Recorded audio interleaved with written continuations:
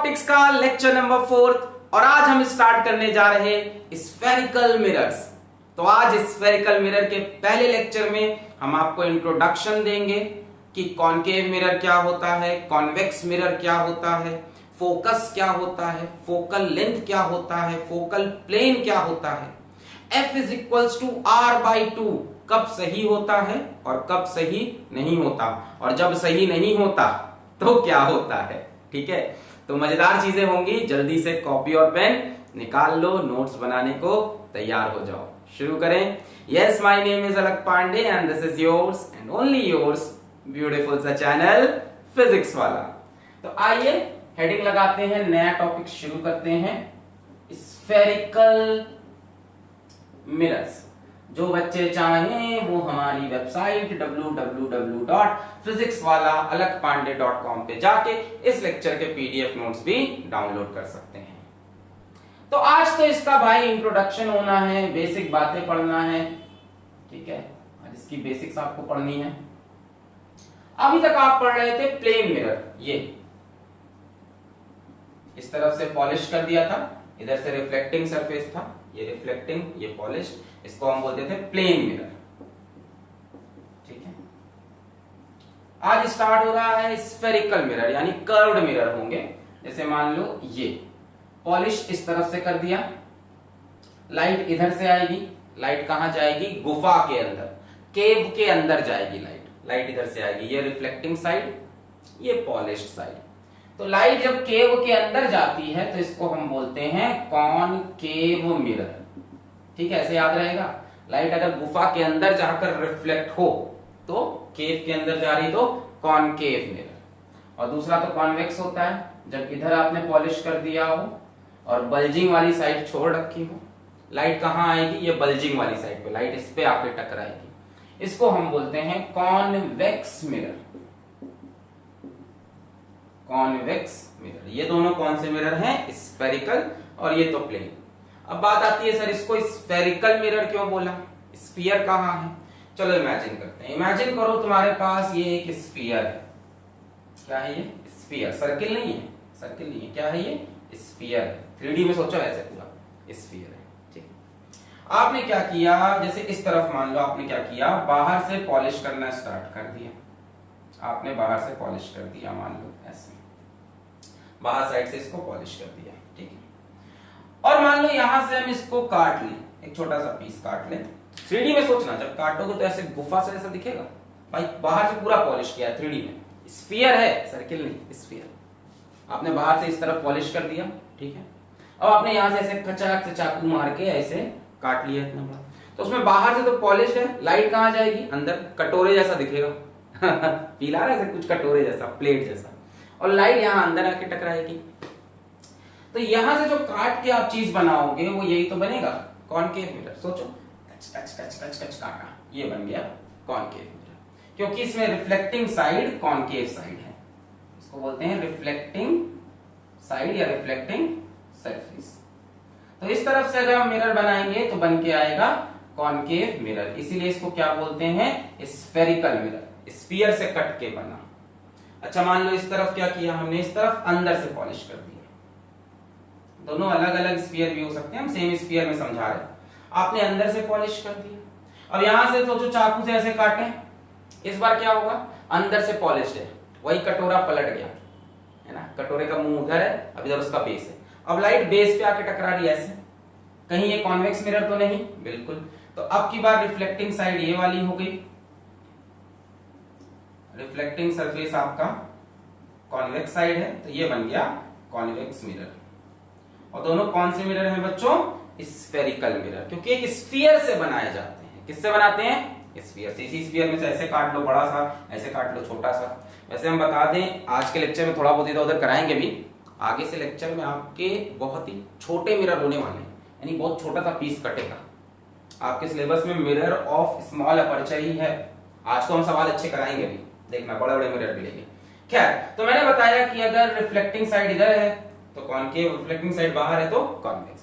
फिर आपने कुछ टर्म सुने होंगे, centre of curvature, radius of curvature. क्या होता है? जिस स्फीयर से मिरर को काट कर बनाया है, जिस स्फीयर से मिरर को काट कर बनाया है, उस स्फीयर का जो सेंटर होता है, उस सेंटर को बोलते हैं सेंटर ऑफ कर्वेचर। क्लियर हो गया? अपने आप डेफिनेशन लिख लोगे, सेंटर ऑफ कर्वेचर। कोई तुमसे पूछ भी नहीं आ रहा डेफिनेशन, बोर्ड में भी ये सब फालतू बातें नहीं पूछ रहा, अच्छे सवाल आएंगे। क्लियर है? मिरर जिस स्फीयर का पार्ट है, उस स्फीयर का जो सेंटर है, that is called centre of curvature. अब सेंटर से लेके पेरीफेरी तक का डिस्टेंस क्या कहलाएगा? रेडियस। सेंटर से लेके यहां तक का डिस्टेंस क्या कहलाएगा? रेडियस। इसको बोलते हैं रेडियस ऑफ कर्वेचर। आर को क्या बोलते हैं? Radius of curvature. तो आपसे कोई पूछे कि what is radius of curvature, तो भाई मिरर जिस स्फीयर का पार्ट है, उस स्फीयर का जो रेडियस है उसको बोलते हैं रेडियस ऑफ कर्वेचर। कोई पूछे what is centre of curvature, तो मिरर, ये कटा हुआ मिरर, छोटा सा मिरर जिस बड़े से स्फीयर का पार्ट है, उस स्फीयर का जो सेंटर है, that is centre of curvature. Note करो, फिर पोल बता देते हैं। क्या दिखाई पड़ रहा है पूरा कैमरे में? बहुत बढ़िया दिख रहा है। हाँ, इसके बाद देखते हैं पोल क्या होता है। पोल है ना, सुन रखा होगा ये सब टर्म आपने। पोल मैं हट जाता हूं। पोल, पोल क्या होता है? मिरर के मिड पॉइंट को हम पोल बोलते हैं। मिरर के मिड पॉइंट को हम पोल बोलते हैं। मिरर के मिड पॉइंट को हम पोल बोलते हैं। जैसे मान लो हमने यहाँ पे कॉनकेव मिरर बनाया, कच कच कच कच कच कच कच, कैसा होगा एक्चुअल में? तो ये किसी बड़े से स्फीयर का पार्ट होगा, यहां सेंटर ऑफ कर्वेचर, और इस पार्ट का जो सेंटर है उसको बोलते हैं पोल। क्लियर है? मिरर का जो सेंटर है उसको बोला पोल। मिरर किसका पार्ट है? बड़े से स्फीयर का, यहां पे सेंटर ऑफ कर्वेचर। और ये लाइन जो ज्वाइन हुई इसको बोलते हैं प्रिंसिपल एक्सिस। ठीक है, सब छोटी छोटी चीजें हैं कि सेंटर ऑफ कर्वेचर और पोल को ज्वाइन करने वाली line is called principal axis. Pole समझ में आ गया? What is pole? Centre of mirror. ठीक है, और इस लाइन को हम बोलते हैं प्रिंसिपल एक्सिस। ठीक है, line joining centre of curvature and pole is called, बड़ा फेमस नाम है यार, सुन रखा होगा, प्रिंसिपल एक्सिस। कमाल की बात यह है कि प्रिंसिपल में इस बार स्कूल के प्रिंसिपल वाली स्पेलिंग होगी, सिद्धांत वाला प्रिंसिपल नहीं, मेन प्रिंसिपल, हेड एक्सिस, सबसे इंपॉर्टेंट एक्सिस। जैसे स्कूल में प्रिंसिपल होता है सबसे इंपॉर्टेंट, जिनका आपने और भी नाम रखे होंगे, प्रिंसिपल एक्सिस। ठीक है, तो ये हो गया हमारा कॉन्केव। कॉन्वेक्स उठा लो। ठीक है, मुझे याद आ गया था हमारे प्रिंसिपल के बच्चों ने क्या नाम रख दिया था। ठीक है, एनएल सिंह नाम था हमारे प्रिंसिपल का, उनका बच्चों ने जो नाम रखा था, है ना। यहाँ से तो कोई कंट्रोवर्सी हो सकती है, नहीं बोलना है मेरे को। हाँ सर, तो ये बन गया कॉन्वेक्स मिरर के स्फीयर, ये हो गया इसका सेंटर, ये हो गया पोल, और ये हो गई प्रिंसिपल एक्सिस। ठीक है, तो ये बेसिक चीजें आपको समझ में आ गई, नोट कर लो। फिर बात करते हैं फोकस की। ठीक है, अपने सिलेबस में जो मिरर होंगे ना बहुत छोटे होंगे, यहां से काटे जाएंगे ऐसे। आगे से जो लेक्चर आएंगे, आज तो हम सब डिस्कस कर रहे हैं, आगे से लेक्चर आएंगे बहुत ही छोटे मिरर होंगे। जैसे एक चीज और होती है अपर्चर, वो भी सीख लो आप, अपर्चर भी बता देते हैं। यहां पे सीखो अपर्चर, अपर्चर जितना नोट करो बताएं फिर। अपर्चर नोट कर लिया, छाप लिया, पॉज करके छाप लो, और जब बताते हैं अपर्चर। देखो अपर्चर क्या होता है उसी। मान लो एक कॉनकेव मिरर उठा लिया, ये बताओ एक लाइन है कि ये कोई मतलब 3D सरफेस है। भाई कटोरे जैसा सरफेस है ना, बताया ना, यहां से काटा तो ऐसे बाहर पूरा पॉलिश्ड है और अंदर से खोखला है ना। तो एक्चुअल में तो ये 2D ऐसा लग रहा है, या सिंगल लाइन लग रही है 1D में, एक्चुअल में तो ऐसे है। तो देखो अगर यहां से आप देखो ध्यान से तो ऐसा दिखाई पड़ेगा ये। अब फील हुआ, अंदर लाइट जाएगी इसके कटोरे के, कॉनकेव मिरर के। तो बच्चों ये जो पार्ट होता है मिरर का, ये जो सरफेस होता है, इस सरफेस को हम अपर्चर बोलते हैं। बोलो आगे समझ में, है ना। जो कटोरे का ये टॉप सरफेस ले लोगे, ये इसको बोलते हैं अपर्चर, और इस अपर्चर के रेडियस को बोलते हैं रेडियस ऑफ अपर्चर। ये डिफरेंट होता है रेडियस ऑफ कर्वेचर से, एकदम डिफरेंट होता है, मिलाना नहीं। What is this? R is called radius of aperture. इसका उतना यूज नहीं है जितना रेडियस ऑफ कर्वेचर का यूज है। आपके सिलेबस में कहा जाता है mirror of small aperture, mirror of small aperture, यानी इसका अपर्चर बहुत छोटा है, यानी बहुत छोटे मिरर लिए जाते हैं। आपके सिलेबस में होते हैं मिरर ऑफ स्मॉल अपर्चर, ये छोटा सा मिरर और ये इसका छोटा सा अपर्चर। ठीक है, आपके सिलेबस में बड़े बड़े मिरर नहीं उठाए जाते। आज तो पहला लेक्चर तो सब समझ रहे हैं आप, बोलो अपर्चर समझ में आ गया। ये सरफेस को अपन बोलते हैं अपर्चर, कॉन्केव के लिए भी होगा और कॉन्वेक्स के लिए भी होगा। हो गया, इतना क्लियर है, नोट कर लिया। फोकस पे आए, इसका इसका अभी कोई रिलेशन नहीं। प्रिंसिपल एक्सिस क्लियर हो गया, axis joining centre of curvature with pole, centre of curvature mirror जिस स्फीयर से बना है उसका जो सेंटर है, ये सर्किल नहीं है स्फीयर है। पॉज करके नोट कर लें। चलिए मिटा रहे हैं, मिटाएं मिटाएं मिटाएं, बहुत बढ़िया। अब आते हैं फोकस के ऊपर। आपका फोकस कहाँ है? सर मेरा फोकस थर्ड लाइन में जो बैठती है, ओए ये सब बातें यहाँ नहीं करनी है। हाँ तो आओ, तो अब आते हैं अपन फोकस के ऊपर। ठीक है, व्हाट इज फोकस, इसको मिटा देते हैं यार। हाँ आओ, फोकस, ठीक है, या इसको हम कैपिटल एफ से डिनोट करते हैं। इसको कई लोग फोकल पॉइंट भी बोलते हैं, फोकल पॉइंट। ठीक है, कैपिटल एफ, फोकस या फोकल पॉइंट। अब ये दोनों मिरर के लिए मुझे अलग अलग बताना पड़ेगा। पहले कॉनकेव के लिए बताते हैं। कॉनकेव मिरर, कॉनकेव मिरर के लिए सुनो, एक कॉनकेव मिरर बना लो, बन गया। यहां से पॉलिश कर दिया, हाँ भैया पॉलिश हो गया। ये मैंने बना ली क्या, प्रिंसिपल एक्सिस। ये क्या हो गया, पोल। यहां पे क्या लगाते हैं, सेंटर ऑफ कर्वेचर।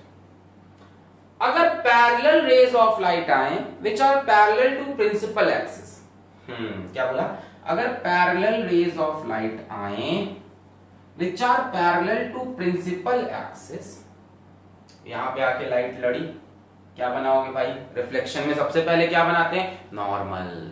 अरे भाई किसी भी प्लेन सरफेस पे जब लाइट लड़ती थी हम पहले नॉर्मल बनाते थे, और यहाँ नॉर्मल बनाते हैं। फिर angle of incidence is equals to angle of reflection, होना तो रिफ्लेक्शन है। अच्छा, मैंने तुमको बताया था कि स्फेरिकल सरफेसेस में, कर्व्ड सरफेसेस में नॉर्मल हमेशा सेंटर से पास करता है, याद है। अगर स्फेरिकल सरफेस है, लाइट आके ऐसे टकराई है, यहाँ पे नॉर्मल बनाना है तो नॉर्मल कहां से पास करेगा, सेंटर से, हमेशा हमेशा। कोई भी कर्व सरफेस है, मान लो लाइट आके यहाँ टकराई, यहाँ पे आपको नॉर्मल बनाना है तो नॉर्मल इसके सेंटर से जरूर पास करेगा। क्लियर? तो आप यहाँ पे जब नॉर्मल बनाएंगे बच्चों तो वो नॉर्मल यहाँ सेंटर से पास करेगा, ऐसे। यहाँ पे बन गया नॉर्मल एन, इसमें भी बना लो एन।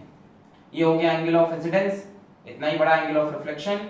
ये लाइट आई यहाँ पे लड़ी और यहाँ से लाइट आके भी यहाँ पे लड़ी, अरे वाह, हाँ कॉमन पॉइंट पे लड़ी, और इस कॉमन पॉइंट को हम बोलते हैं फोकस। ये हमारी प्रिंसिपल एक्सिस थी, ये हमारी इंसिडेंट रेज थी, which are parallel to principal axis. After reflection from the mirror, they meet at a common point on the principal axis, and this common point is called focus या focal point. Rays of light coming parallel to principal axis, इसको जल्दी से छापो light की speed में, of a concave mirror after, comma लगा लो, after reflection meet at a common point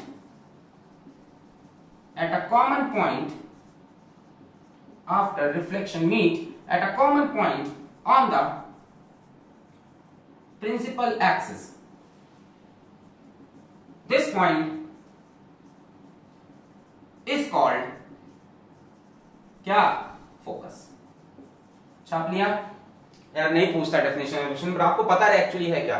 raise of light coming parallel to principal axis of concave mirror after reflection from the mirror meet at a common point on the principal axis of the mirror and this point is called focus। यहां पे एक छोटी सी बात और याद रखनी है, that these rays should be para-axial rays, मतलब ये रेज जो हैं ये बहुत ही क्लोज हो प्रिंसिपल एक्सिस के, पैरा एक्सियल रेज। इन जिन रेज की बात की कैसी हो, पैरा एक्सियल रेज, ठीक है, यहां पे लिख लेते हैं तारा बना के, rays should be paraxial. Paraxial वो होती हैं बच्चों जो प्रिंसिपल एक्सिस के बहुत नजदीक हो, और जो दूर होती हैं उनको बोलते हैं मार्जिनल रेज। लिख लो लिख लो लिख लो लिख लो लिख लो। जो प्रिंसिपल एक्सिस के बहुत क्लोज हो should be paraxial rays, मतलब very close to principal axis, very close to principal axis, बहुत पास पास हो इसके। अच्छा देखो, हमने लेक्चर के शुरू में ही बोल दिया आपके सिलेबस में छोटे छोटे मिरर हैं। अगर भाई छोटा ही मिरर होगा तो रेस तो अपने आप प्रिंसिपल एक्सिस के पास हो जाएंगे, इसीलिए बुक्स में ये बात कई बार नहीं मेंशन करता। समझ में आ रहा? आपके सिलेबस में जो मिरर हैं एक्चुअल में बहुत छोटे हैं। अब भाई अगर छोटा मिरर होगा तो जो भी रेस तुम ले जाओगे वो अपने आप प्रिंसिपल एक्सिस के पास हो जाएगी, है ना। मिरर ऑफ स्मॉल अपर्चर है ना आपके सिलेबस में, ठीक है। खैर स्टिल हमें याद रखना चाहिए कि रेस कौन सी होनी चाहिए, पैरा एक्सियल, इसके बहुत क्लोज हो। अगर ये दूर होंगी प्रिंसिपल एक्सिस से, सुन लो बता दे रहे, अगर ये दूर होंगी, पता नहीं क्या बता रहे हैं, 10th में पढ़ाई नहीं होने, अगर ये दूर होंगी प्रिंसिपल एक्सिस से, तब ये प्रिंसिपल एक्सिस पे मीट तो करेंगे रिफ्लेक्शन के बाद, बट तब उस पॉइंट को हम फोकस नहीं बोलेंगे। अगर रेज यहां भी आ रही है, पैरेलल है अभी भी प्रिंसिपल एक्सिस पर, दूर है तो भी मीट तो करेगी यहीं कहीं। मान लो ऐसे रे ले दूर दूर, मीट तो यहीं कहीं करेगी, but that point is not focus. या ये मान लेना कि आपके सिलेबस में जो मिरर है वो छोटा है, फिर ठीक है। अगर छोटा ही मिरर है तो कोई टेंशन ही नहीं है, जो भी रे लोगे पास ही होगी अपने प्रिंसिपल एक्सिस के, ठीक है। I think I have spoken sufficient words. और रेज दूर होती है तो उनको marginal. So rays of light coming parallel to principal axis of a concave mirror after reflection from the mirror meet at a common point on the principal axis of the mirror. This point is called focus or focal point. अच्छा एक चीज देखो, इसमें raise actually meet कर रही हैं, raise actually meet कर रही हैं, तो हम बोलते हैं कि कॉन्केव मिरर के पास रियल फोकस है। क्यों? क्योंकि रेज सच में मिल रही हैं। और जरा कॉन्वेक्स मिरर की बात करते हैं, बेचारा गरीब मिरर, सबको पता है इसकी condition. Convex mirror, convex mirror, क्या बोर्ड दिखाई पड़ रहा है? सर आपने ढाक लिया है पूरा बोर्ड। हाँ, कॉन्वेक्स मिरर, इसकी प्रिंसिपल एक्सिस इसकी बराबर बनाए। हाँ, इसका भी क्या बना लिया जाए, प्रिंसिपल एक्सिस। ये प्रिंसिपल एक्सिस, यहाँ पे पोल, यहाँ पे सेंटर, अरे इसका सेंटर इधर होता है याद रखना, यहाँ पे सेंटर ऑफ कर्वेचर इसका उस तरफ होगा। अच्छा, इसमें भी पैरेलल रेस लेके आनी है। पैरेलल रेस लेके आए, कुटुक कुटुक, पैरेलल रेस लेके आए, क्या बनाओगे, नॉर्मल। इस पॉइंट पे नॉर्मल कहां से पास करेगा, सी से। इस पॉइंट पे नॉर्मल कहां से पास करेगा, सी से। बहुत बढ़िया। अब क्या होगा, ये रेस रिफ्लेक्ट हो जाएंगी। अब क्या होगा, ये रेस रिफ्लेक्ट होंगी। कैसे? ये एंगल ऑफ इंसिडेंस, देखो यहाँ पे ये एंगल ऑफ इंसिडेंस थीटा मान लो, ये एंगल ऑफ रिफ्लेक्शन भी थीटा हो गया, ये एंगल ऑफ इंसिडेंस कुछ मान लो ये भी थीटा और ये भी थीटा, क्योंकि पैरेलल है तो एंगल भी सेम होंगे, ठीक। यहाँ पे आओ, मान लो एंगल ऑफ इंसिडेंस ये है थीटा, तो अब रिफ्लेक्शन कुछ इस तरफ होगा, है ना। तो देखा गया कि जो रिफ्लेक्टेड रेज हैं वो पीछे जाकर किसी एक पॉइंट पे मीट कर रही थी।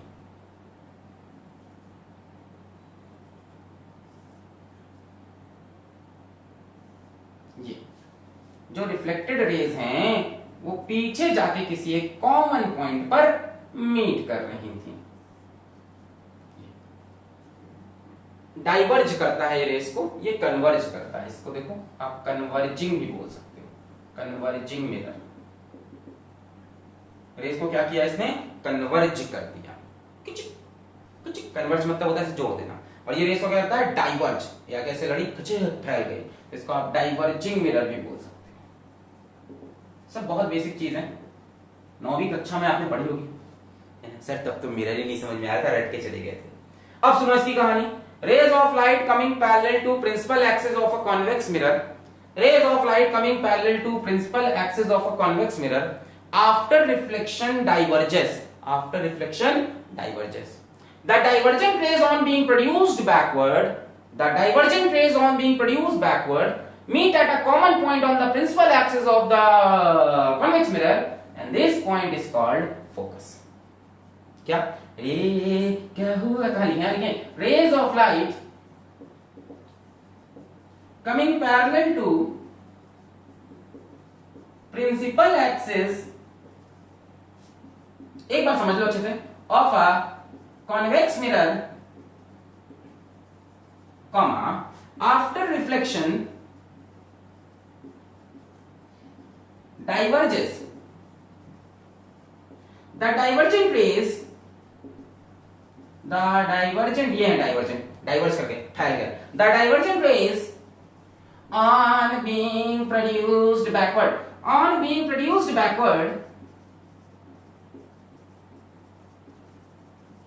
meet at a common point on the principal axis, and this point is called, yes, focus. Clear है? This point is called, yes, focus. Clear है? अच्छा, यहां पे भी रेस कैसी होनी चाहिए, paraxial, very very close to principal axis. ये ऐसे समझ लो कि सिलेबस में जो मिरर है वो छोटा है तो अपने आप क्लोज हो जाएगी। अगर क्लोज नहीं हुई, अगर दूर हुई मार्जिनल रेस, तो भी वापस मिलेंगी यहीं कहीं, बट फोकस पे। और इसके फोकस को हम बोलते हैं इमेजिनरी फोकस। क्या बोलते हैं? इमेजिनरी फोकस, क्योंकि रेज एक्चुअली मीट नहीं कर रही। सर कितना बातें बता रहे हो, क्या रेज सच में मीट कर रही है? ना, अपीयर्स टू मीट, पीछे ले जाए टिक करने पे, इसमें actually meet, real focus, imaginary, not that important. Concept important है, समझ में आ गया? यहाँ पे लाइट आई, ये सब सीख लो, नॉर्मल बनाया, फिर जितना एंगल ऑफ इंसिडेंस उतना, इन्हीं सब में दिक्कत होती है एक्चुअली। एंगल ऑफ, यहाँ पे आए, नॉर्मल बनाया, जितना एंगल ऑफ इंसिडेंस उतना एंगल ऑफ रिफ्लेक्शन, नॉर्मल बनाया, angle of incidence, angle of reflection. Note कर ले। क्लियर हो गया फोकस या फोकल पॉइंट का कंसेप्ट? अब बात आती है कि ये डिस्टेंस कितना होगा, इसी को बोलते हैं फोकल लेंथ। ये डिस्टेंस कितना होगा, इसी को बोलते हैं फोकल लेंथ। अच्छा, ये डिस्टेंस कितना होगा, सोच के बोलो, सोच के बोलो। ये पूरा स्फीयर बन जाएगा, ये रेडियस ऑफ कर्वेचर, देखो कभी खुशी कभी, ये रेडियस ऑफ कर्वेचर होगा। और f कितना होता है, ये डिस्टेंस फोकल लेंथ कितना होता है, r/2। वही हम बताने जा रहे हैं कि r/2 कब होता है, जब नहीं होता तब क्या होता है। मिटा रहे, एक दूसरे से करते हैं प्यार हम, मिटा रहे हैं, एक दूसरे के लिए बेकरार हम, एक दूसरे के वास्ते मरना पड़े। मरना ज्यादा हो गया, जिंदगी बहुत हसीन है ना, और तालाब में मछलियां बहुत ढेर सारी हैं तो मरने की जरूरत नहीं है, ठीक है। Okay, so where was I, या focal length. So let's go to another topic, that is focal length denoted by small f। Focal length denoted by small f। What is this focal length? It is the distance from pole to focus। पोल से focus तक के distance को हम focal length कहते हैं, ठीक। पोल से focus तक के डिस्टेंस को हम फोकल लेंथ कहते हैं। काम करते हैं, कॉनकेव मिरर ले लेते हैं, उस पर पूरी कहानी को समझ लेते हैं। जो कहानी कॉनकेव पे होगी वही कहानी कॉन्वेक्स में भी अप्लाई हो जाएगी, बस डायरेक्शन थोड़ा चेंज होगा। तो पहले कॉनकेव में समझ लेते हैं। मान लेते हैं कि यहाँ मेरे पास एक कॉनकेव मिरर है और ये मेरे पास प्रिंसिपल एक्सिस, ये रहा पोल, यहाँ कहीं सेंटर ऑफ कर्वेचर। एक ray of light I which is parallel to the principal axis of concave mirror. What will happen? You will draw normal, you will draw normal over here, n. Now what will you do? Reflection, और reflect होके ये रे of light यहाँ कहीं मिल जाएगी, और reflect होके ये रे ऑफ लाइट यहाँ कहीं मिल जाएगी, और इसको हम बोलेंगे फोकस f। अब ये जो डिस्टेंस है ये वाला पोल से फोकस का, इसको बोलते हैं focal length. The distance between नहीं बोला, the distance from pole to focus. अभी बताएंगे, ये तरीका है, जो भी डिस्टेंस मेजर करो पोल से करो, ठीक है। यहां से इनकी अब एक पता नहीं, इनकी एक मर्जी है कि जो भी डिस्टेंस हाथ से मेजर करोगे सब पोल से, पोल राजा। तो ये डिस्टेंस होता है फोकल लेंथ। अच्छा, आपको ये तो पता है कि ये डिस्टेंस r के बराबर होगा, है ना, मतलब ये यहां से यहां तक का p से c का जो डिस्टेंस pc है वो r के बराबर होगा। इस पे तो कोई डाउट नहीं होगी आपको, कि डाउट है? ये r होगा ना pc, क्योंकि देखो स्फीयर कंप्लीट हुआ, ये रेडियस ऑफ कर्वेचर, ठीक है। हमें f निकालना है, तो जनरली आप अभी तक पढ़ते आए हो बचपन से आज तक कि f is equals to r by two, which is wrong. f is equals to r by two की एक पर्टिकुलर कंडीशन होगी, ठीक है। f is equals to r by two की एक पर्टिकुलर कंडीशन होगी। आप सीखो कि एक्चुअल आंसर क्या है, फिर उसके ऊपर सवाल भी प्रैक्टिस कराएंगे हम। आओ देखते हैं, और ये डिस्टेंस निकालने की कोशिश करते हैं। शुरू किया जाए, चलो शुरू करो अंताक्षरी लेके प्रभु का नाम। हाँ, तो ये एंगल ऑफ इंसिडेंस, इसको थीटा मान लें, तो एंगल ऑफ रिफ्लेक्शन ये भी थीटा, ये रिफ्लेक्ट हुई ना लाइट, ये नॉर्मल है, ये भी थीटा हो जाएगा। अच्छा, जरा देखो ये जेड बन रहा है, देखो ये दोनों पैरेलल है, अपने अपने आप पैरेलल ले लिए, ये जेड बन रहा है, तो ये थीटा, तो ये भी थीटा, सही है। इसको और सीधा बनाते हैं, हाँ देखो कचक कचक कचक, ये थीटा तो ये भी थीटा, टिक टिक टिक। चलो इतना समझ में आ गया। अब सुनो, एक काम करते हैं, अच्छा ये थीटा ये थीटा, ये ट्रायंगल आइसोसेलेस ट्रायंगल हो गया। ये थीटा कैसे समझ में आया, कचक कचक, ठीक है। अब ये एक आइसोसेलेस ट्रायंगल हो गया। आइसोसेलेस ट्रायंगल में अगर आप परपेंडिकुलर गिराओगे तो अपने आप वो इस साइड को बाइसेक्ट करेगा। ये आइसोसेलेस ट्रायंगल की प्रॉपर्टी, मान लो ये आइसोसेलेस ट्रायंगल है, थीटा थीटा, यहां से आप परपेंडिकुलर गिराओगे तो अपने आप वो इस साइड को इक्वल हिस्सों में बांट देगा। तो मैंने एक काम किया कि यहां से एक परपेंडिकुलर गिराया ऐसे, इस परपेंडिकुलर ने इस डिस्टेंस को, इसको कुछ नाम दे दिया जाए, क्या नाम दे दें इस पॉइंट को, ए दे दें, ए। इस डिस्टेंस AC को इक्वल डिस्टेंस में बांट दिया। बोलो क्लियर? आइसोसेलेस ट्रायंगल की प्रॉपर्टी मैंने बताई कि अगर ये आइसोसेलेस ट्रायंगल है, ये एंगल बराबर है, और यहां से आप परपेंडिकुलर गिराओगे तो ये दोनों साइड को बराबर हिस्सों में बांट देगा। मैंने परपेंडिकुलर गिरा दिया, बहुत बढ़िया किया सर। मुझे बताओ ये AC होगा कितना, सोच के बताना, कहीं ये AC R के बराबर तो नहीं होगा। देखो ये स्फीयर और ये सेंटर, ये स्फीयर और ये सेंटर, यही तो AC बना है बाबा। तो ये भी तो R के बराबर होगा, और इसका आधा कितना हो जाएगा, ये R/2। कोई डाउट? ये कितना हुआ, ये रेडियस के बराबर हुआ कि नहीं, देखो, और उसी को आधे में डिवाइड किया तो ये R/2। ठीक है सर, अच्छा बहुत बढ़िया। अब मैं ये ट्रायंगल उठा रहा हूं, ये वाला, इसमें मान लेते हैं कि ये जो डिस्टेंस है, इस डिस्टेंस को हम मान लेते हैं थोड़ी देर के लिए, चलो x, CF जो डिस्टेंस है इसको x मान लेते हैं। ये ट्रायंगल उठा लेते हैं, इसको बोल देते हैं B। आओ ये ट्रायंगल उठा रहे हैं हम, BCF। यहां पे 90 डिग्री है, देखो B पे 90 डिग्री है, ये B रहा, ये C, ये F। CF को आपने x माना है, और BC कितना है, R/2। यहाँ पे एंगल थीटा है, तो यहाँ पे थीटा चिपका दिया मैंने। बोलो ठीक है। इस ट्रायंगल में ये दोनों राइट एंगल हैं और ये हाइपोटेन्यूज है। अगर यहां से मैं पूछूं what is the value of cos theta, बोलो, बेस अपॉन हाइपोटेन्यूज, ये बेस होगा, ये भाई ये तो हाइपोटेन्यूज है ना, इसको कैसे बेस सोच रहे हो, ये तो सबसे लंबी साइड है, दोनों राइट एंगल पे हैं और ये लंबी साइड है, तो cos थीटा क्या होगा, बेस ये है, ये हाइपोटेन्यूज, यानी R/2/x, यही होगा, बेस अपॉन हाइपोटेन्यूज। अच्छा ठीक है, R/2, यहां से x निकाल सकते हैं, x is equals to R/2 cos theta. बोलो समझ में आ रहा? क्या कर रहे हैं हम, हमने ये सब कहानी लगा के x निकालेंगे, R पता है, R में से x माइनस करके f आ जाएगा। आई बात समझ में? क्या किया मैंने, नॉर्मल बनाया, उसके बाद क्या किया, यहां से मैंने एक परपेंडिकुलर गिरा दिया, ठीक है, फिर मैंने कहा ये आइसोसेलेस ट्रायंगल है तो इसको बराबर हिस्से में बांटेगा, ये R के बराबर, तो ये R/2, फिर मैंने ट्रायंगल उठा लिया। मैंने cos थीटा कितना होगा, बेस अपॉन हाइपोटेन्यूज, यहां से x की वैल्यू निकालना चाह रहे, R/2 cos थीटा, क्या मैं इसको ये भी लिख सकता हूं, R/2 sec थीटा। भाई cos थीटा को ऊपर ले आए तो क्या बन जाएगा, sec थीटा बन जाएगा। कोई डाउट तो नहीं है? x is equals to R/2 cos theta, या इसी को बोल सकते हैं R/2 इंटू sec थीटा। बहुत बढ़िया भाई। अब आ जाओ, मुझे f निकालना है। क्या एफ की वैल्यू, ये फोकल लेंथ स्मॉल एफ की value capital R minus X होगी, बिल्कुल होगी। तो focal length is equals to capital R minus X, यानी capital R minus R by 2 sec theta.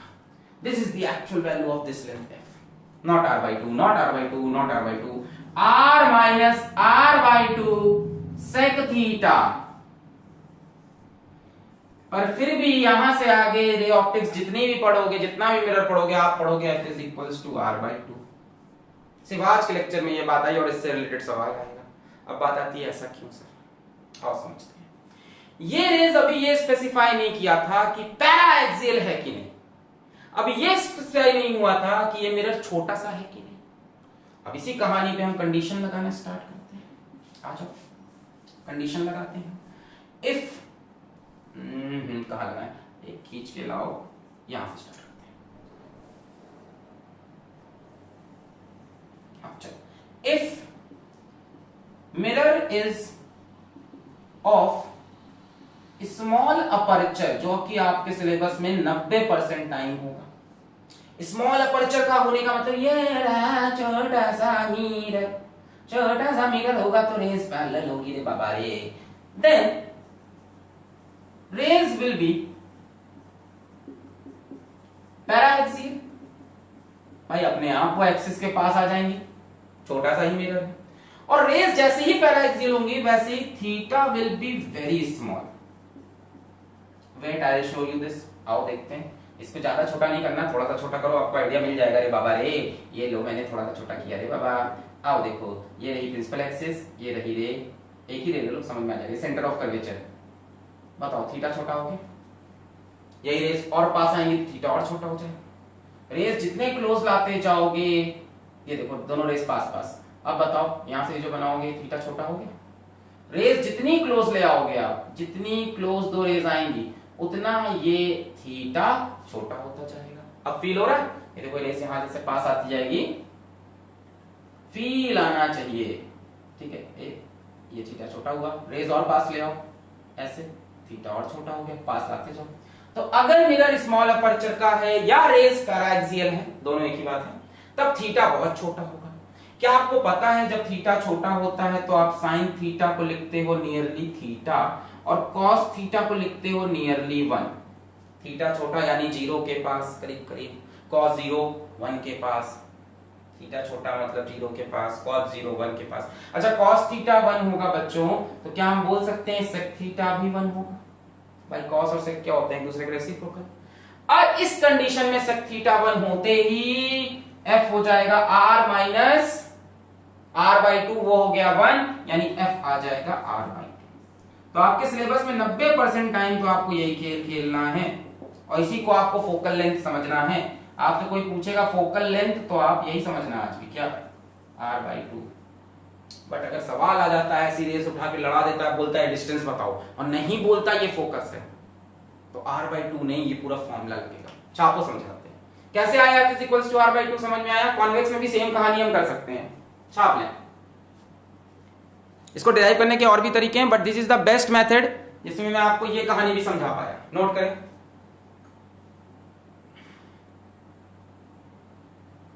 छाप लिया, सवाल पे आए। चलिए सवाल करते हैं, मिटा रहे इसको, बहुत बढ़िया।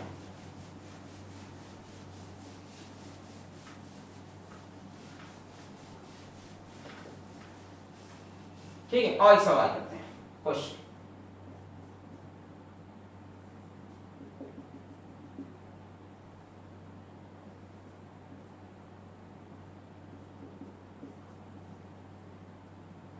ये एक मिरर है जिसका रेडियस ऑफ कर्वेचर 5 सेंटीमीटर दिया है। इसमें एक रे ऑफ लाइट है जो प्रिंसिपल एक्सिस के पैरेलल आ रही है और ये डिस्टेंस 3 सेंटीमीटर दिया है, 3 सेंटीमीटर ऊपर से आ रही है और ये रे ऑफ लाइट प्रिंसिपल एक्सिस को यहाँ पे काट रही है, इस जगह पे, है ना। हमसे पूछ रहा है find the value of this distance y। हमसे कहा फाइंड y। अब जो नहीं पढ़ के आया वो क्या समझेगा, पैरेलल रेज, पैरेलल रेज है तो लड़कर कहां जाएंगी, फोकस पे। तो तो ये फोकल लेंथ, वो सीधा बोलेगा y is equals to r/2, answer लिख के आएगा 5/2, सोचेगा ये तो कंफ्यूज करने के लिए दिया है, जबकि भाई साहब ये गलत हो गया, क्योंकि ये पैरा एक्सियल रे है ही नहीं, 3 सेंटीमीटर बहुत दूर है, इसके रेडियस के सामने देखो कंपेरेबल डिस्टेंस है, इससे कंपेयर कर लो, वो 5 सेंटीमीटर 3 सेंटीमीटर 3 मिलीमीटर होता तो छोड़ देते, 5 सेंटीमीटर बड़ा स्फीयर ही है, उसमें 3 सेंटीमीटर ऊपर से आ रही है, तो पैरा एक्सियल थोड़ी ना, मार्जिनल रे दूर से आ रही है, ये नहीं चलेगा, ये फोकस है ही नहीं। अब क्या करें क्या करें क्या करें क्या करें, अब क्या करें क्या करें क्या करें, ये तो गलत हो गया, अब क्या करें क्या करें क्या करें, बताओ क्या किया जाए क्या किया जाए। अब ये y कैसे निकाला जाए, क्या अब ये y ऐसे आना चाहिए, y is equals to r minus r/2 sec theta, ये फॉर्मूला तो हमेशा सही है ना, सारी रेस के लिए सही है, पास होता तो ये sec थीटा 1 हो जाता। अच्छा अब बात ये कि थीटा कितना हो, थीटा निकाल लेते हैं, एक काम करते हैं, इसको यहां से जोड़ा, क्या बन गया नॉर्मल, ये क्या बन गया नॉर्मल, ये एंगल निकालना है थीटा, थीटा मिल जाए तो y मिल जाएगा, अरे यार हमने निकाला था ना अभी ये distance r minus r/2 sec theta. अच्छा ये थीटा, तो ये थीटा और ये भी थीटा शायद कि नहीं, अच्छा ये डिस्टेंस दे रखा है, ध्यान से देखो अगर तो 3 सेंटीमीटर, ये भी 3 हो जाएगा, 3 सेंटीमीटर दूर से आ रही है, ये डिस्टेंस भी कितना हो गया 3 सेंटीमीटर। अच्छा ध्यान से देखो तो आपको ये डिस्टेंस भी पता है, यही तो रेडियस के बराबर होगा, यानी ये डिस्टेंस हो गया 5 सेंटीमीटर, नहीं सोचो, ये सेंटर, ये सर्कमफेरेंस, ये रेडियस होगा कि नहीं, पूरा मिरर कंप्लीट करो, ये रेडियस 5 3 और ये एंगल 90, ये ट्रायंगल उठा लो बाहर जरा, थीटा मिल जाएगा, ये रहा थीटा, ये 5 ये 3, अगली साइड खुद से बता दोगे, 4 सबको पता है, ये 5 ये 3 तो ये 4, यहां से cos theta is base upon hypotenuse 4/5, यहां से sec थीटा हो जाएगा 5/4, खेल खत्म हो गया, y is equals to r है 5 माइनस r/2, sec थीटा कितना है 5/4, खेल खत्म, y is equals to 5 minus 25/8, y is equals to 8 5 40 minus 25, 15/8 centimetre is the correct answer, 5/2 is the wrong answer. अगर यही 3 मिलीमीटर लिखा होता तब आप ये मार देते, भाई देखो 3 मिलीमीटर होता कहां गए, ये 3 मिलीमीटर होता तो बहुत छोटा होता, बहुत छोटा, 3 मिलीमीटर होता तो ये इतना सा होता कि नहीं, फिर तुम इसे बनाती एंगल बहुत छोटा हो जाता, एंगल छोटा हो जाता तो ये 1 हो जाता, ये 1 हो जाता, तब आप लिख देते r/2, ये 1 हो जाता, समझ लो, इससे देखो कि इसके साथ कंपेरेबल है,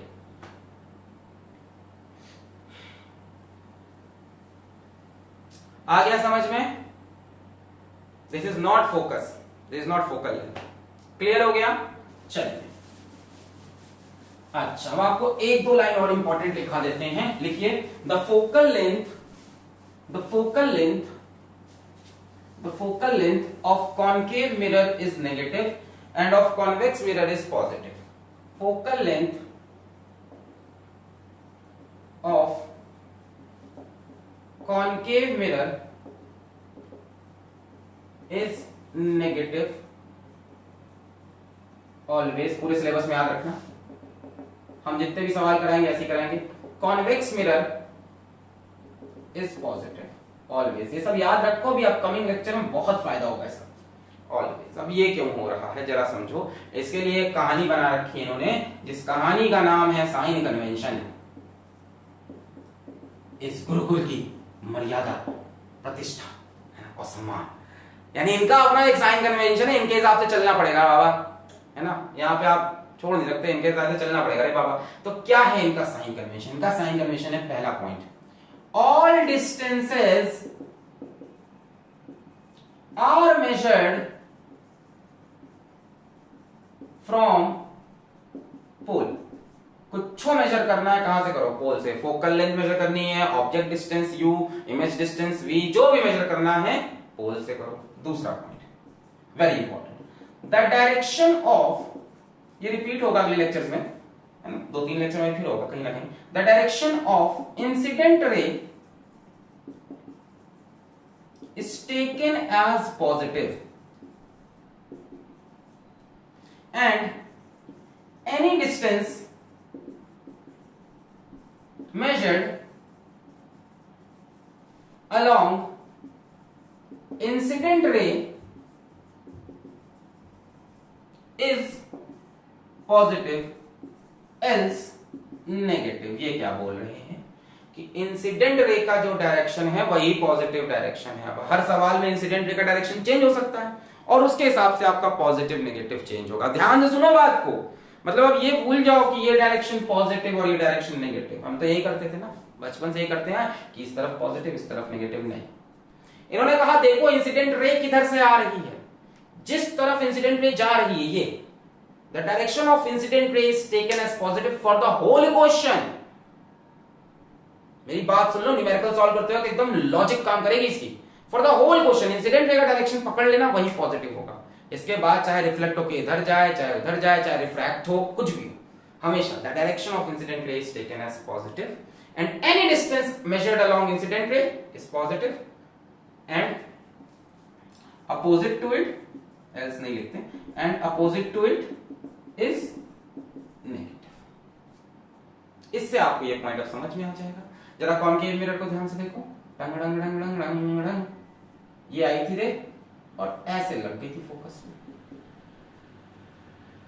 और ये हमारा पोल था और ये हमारी फोकल लेंथ थी। तो क्या बोला, all distance are measured from pole. ठीक है, पोल से फोकस की तरफ गए, पहले भी हमने बताया पोल से फोकस जाना है, ये हुई फोकल लेंथ। देखो इंसिडेंट रे कैसे आ रही है, ये अपनी इंसिडेंट रे, ये तो रिफ्लेक्टेड है। इंसिडेंट रे ऐसे और आप फोकल लेंथ ऐसे मेजर कर रहे हो, मतलब ये क्या हो गया, अपोजिट टू इंसिडेंट रे हो गया, तो इसलिए negative. Concave mirror is negative, focal length of concave mirror is negative. एक और देखते हैं, कॉन्वेक्स का और फील आएगा। कॉन्वेक्स का भी देख लो, ये कॉन्वेक्स मिरर, रे ऑफ लाइट ऐसे आई थी और शायद ऐसे डाइवर्ज हो गई थी, डाइवर्जेंट मिरर, और पीछे मिली थी फोकस पे। इसको बोला था फोकल लेंथ हम लोगों ने। पोल से फोकस, कहां से मेजर करना है, पोल से, पोल से फोकस। आज इंट्रोडक्टरी लेक्चर है, मजे लो आराम से, धीमे धीमे लेवल बढ़ेगा लेक्चर बाय लेक्चर। ये रे ऑफ लाइट आई, डाइवर्ज हुई और पीछे फोकस पे मिली, और इस डिस्टेंस को आपने बोला था फोकल लेंथ। अब ध्यान से देखो, इसमें इंसिडेंट रे भी इधर आ रही है और फोकल लेंथ भी इधर जा रही है, तो यहां पे इंसिडेंट रे के साथ हो गए, तो ये पॉजिटिव हो गया कॉन्वेक्स मिरर की पॉजिटिव। यहां पे देखो इंसिडेंट रे ऐसे आ रही है और फोकल लेंथ ऐसे। यहां क्यों पीछे आ रहे हो, क्योंकि कहां से मेजर करना है, पोल से। ये नहीं कि सर चलो इसे मेजर कर लेते हैं, फोकस नहीं, हमेशा पोल से। यहां भी देखो कहां से मेजर किया, पोल से। यहां भी कहां से मेजर किया, पोल से। तो पोल से फोकस आने में जो लेंथ होती है फोकल लेंथ, यहां इंसिडेंट के अपोजिट आ रहे तो ये नेगेटिव, यहां इंसिडेंट के साथ जा रहे तो ये पॉजिटिव। एक पॉइंट और लिख लो, आज उसका यूज नहीं है। Heights above principal axis are positive and those below principal axis are negative. ठीक है, प्रिंसिपल एक्सिस के ऊपर जो भी रखेंगे वो पॉजिटिव और उसके नीचे जो भी है वो नेगेटिव। ठीक है, अभी ऑब्जेक्ट इमेज बनेगी ना, तब वहां पे ये सब काम आता है। क्लियर हो गई ये बात। The focal length of concave mirror is negative, convex mirror is positive. Lenses में भी सेम है कहानी, कॉनकेव की नेगेटिव, कॉन्वेक्स की पॉजिटिव। बताते चल रहे, रटते चलो चीजें, ये सब दिमाग में रहेगी, क्वेश्चन बनेगा, फॉर्मूला आएगा 1/f = 1/v + 1/u। अपने आपको पता है f तो इसका नेगेटिव है, नेगेटिव खड़ा, तेजी होनी चाहिए। कॉनकेव लेंस हो, कॉनकेव मिरर हो, f नेगेटिव, कॉन्वेक्स मिरर हो, कॉन्वेक्स लेंस हो, f पॉजिटिव। क्लियर है, क्लियर है, क्लियर है। इंसिडेंट रे जिधर गई उसके अपोजिट, इंसिडेंट रे जिधर गई उसके साथ, ये साइन कन्वेंशन। ठीक है, प्रतिष्ठा और सम्मान इस स्कूल का। तो आइए हम और अब चलते हैं आगे अगले सवाल की तरफ। मिटा दें इसको,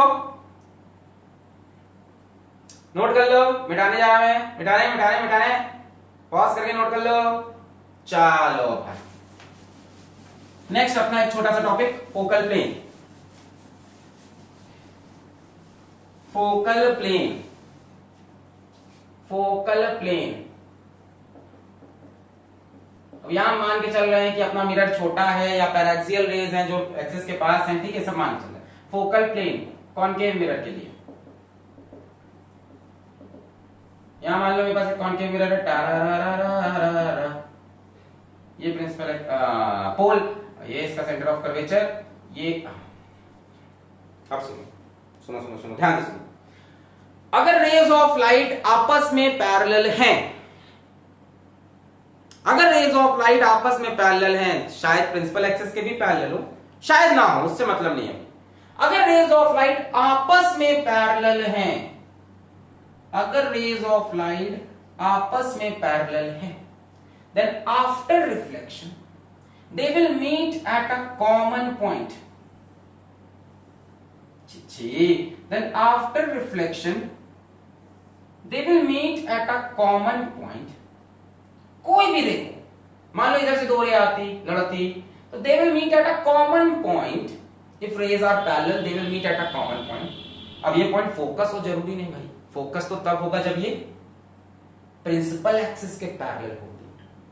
फोकस तब होता है जब ये रेज प्रिंसिपल एक्सिस के भी पैरेलल हो। अभी बोला if rays of light, rays of parallel rays of light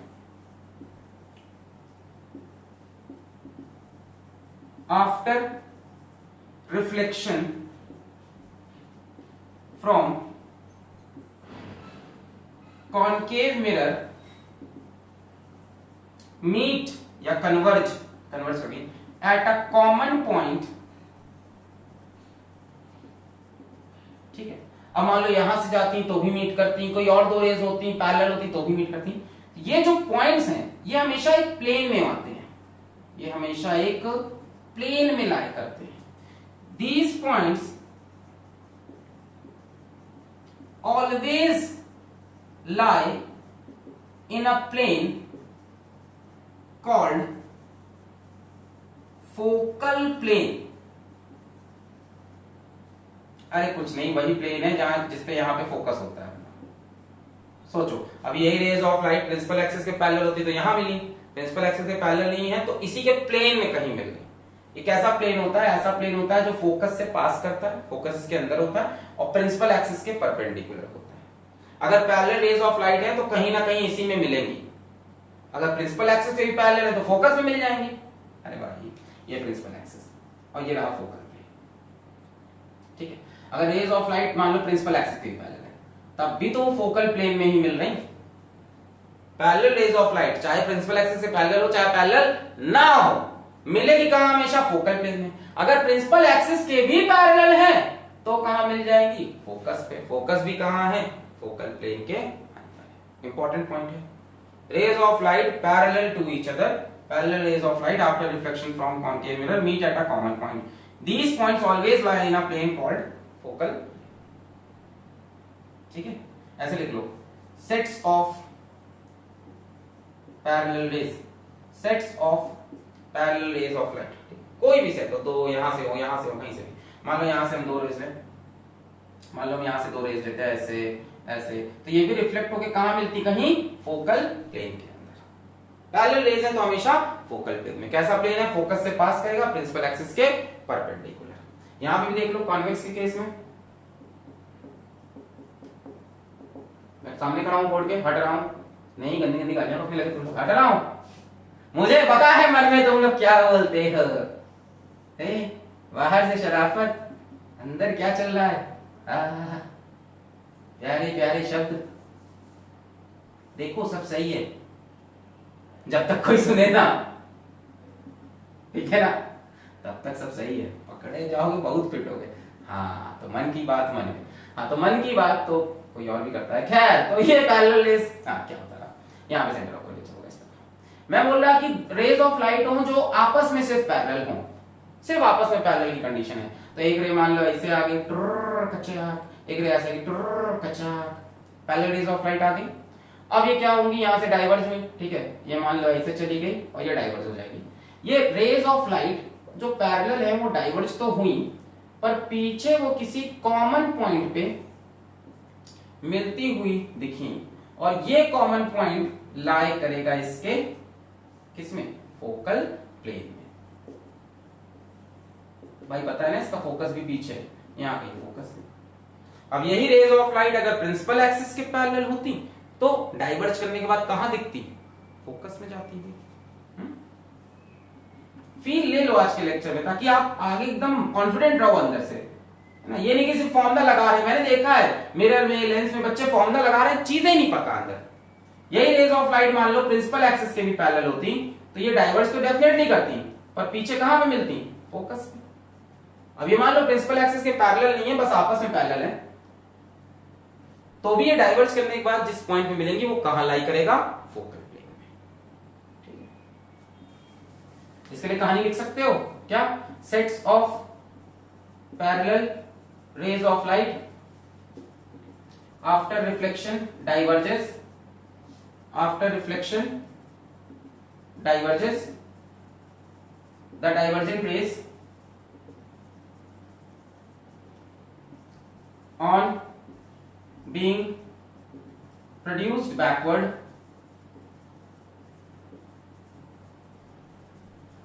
meet at a common point. These points always lie in a plane, और इसी प्लेन को बोलते हैं फोकल प्लेन। क्लियर? देखो फोकल पॉइंट क्या है, कॉनकेव में रेज ऑफ लाइट आई और कन्वर्ज हो गई, फोकल पॉइंट। कैसी rays, parallel rays principal axis के भी। अगर रेज सिर्फ पैरेलल है, प्रिंसिपल एक्सिस पैरेलल नहीं है, तो भी वो जहां पे कन्वर्ज करेंगी वो हमेशा फोकल प्लेन के अंदर होंगी, इसी प्लेन में हमेशा गिरेगी। जैसे यहां पे क्या था, पैरेलल रेज ऑफ लाइट है प्रिंसिपल एक्सिस से, डाइवर्ज हुई और पीछे ले जाके कहां मिली, फोकस पे। मान लो सिर्फ पैरेलल है तो डाइवर्ज होकर पीछे जहां मिलेंगी वो हमेशा फोकल प्लेन के अंदर होंगी। बड़ा इंपॉर्टेंट है ये कंसेप्ट, याद रहेगा। तो यहां पे इंट्रोडक्शन इसका थोड़ा खत्म हुआ। नेक्स्ट लेक्चर में आते हैं image formation by concave mirror and convex mirror. अभी सिर्फ रे डायग्राम देखेंगे, उसके बाद आएगा फॉर्मूला, मिरर फॉर्मूला। ठीक है, ऐसे धीमे धीमे प्रैक्टिस करते चलो, एकदम स्ट्रॉन्ग कर लेंगे, फिर कॉम्बिनेशन ऑफ मिरर के कुछ सवाल लाएंगे। ठीक है, तब तक के लिए पढ़ाई करते रहे। All the very best.